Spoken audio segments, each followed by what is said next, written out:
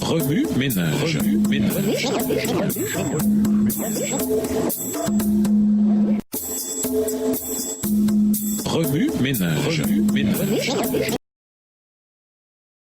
Bienvenue dans votre émission. Remue ménage. Nous voilà à la leçon de lundi, interpréter les manifestations de la foi. Notons d'abord les différentes manifestations de la foi. La foi est le fondement par lequel nous obtenons un bon témoignage. Hébreux 11, verset 2. La foi est également le moyen par lequel nous comprenons les actions insondables de Dieu, au verset 3. En d'autres termes, par la foi, un individu fini peut communier avec Dieu et comprendre les actes mêmes d'un être infini. Selon l'expérience d'Abel, la foi semble offrir à Dieu un sacrifice plus excellent. Dans le cas d'Abel, la foi était une expression de l'adoration, verset 4. La qualité de son adoration lui valut un témoignage de sa justice. Dieu servant de témoin expert pour attester de ce fait. Lorsque la parole de Dieu vint à Noé sous la forme d'un avertissement au sujet du déluge, chose qu'auparavant personne n'avait considérée comme étant une possibilité, celui-ci obéit à l'ordre divin dans une crainte respectueuse et prépara sa famille, au verset 7. Sa foi condamna le monde et fit de lui un héritier de la justice.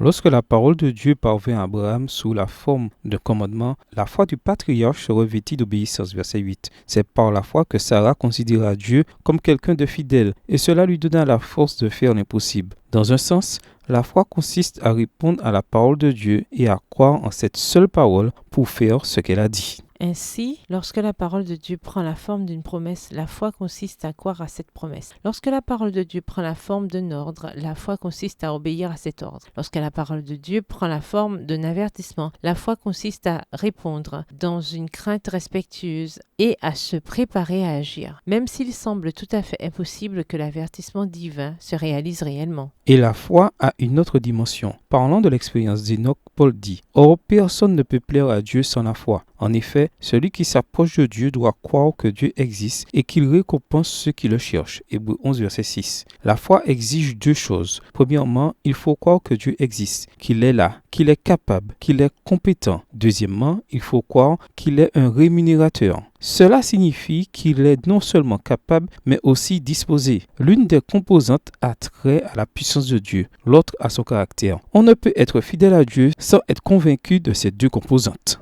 Remue ménage, après avoir regardé votre texte écrit et annoté, quels éclairages particuliers vos notes semblent-elles indiquer dans l'ensemble? Quelles questions émergent après l'étude de ce passage? Quelle partie du passage trouvez-vous difficile? Quels autres principes et conclusions découvrez-vous? Quel aspect de la foi vous paraît le plus facile, le plus difficile? Au revoir. Et à demain si Dieu veut. Remue ménage. Remue ménage.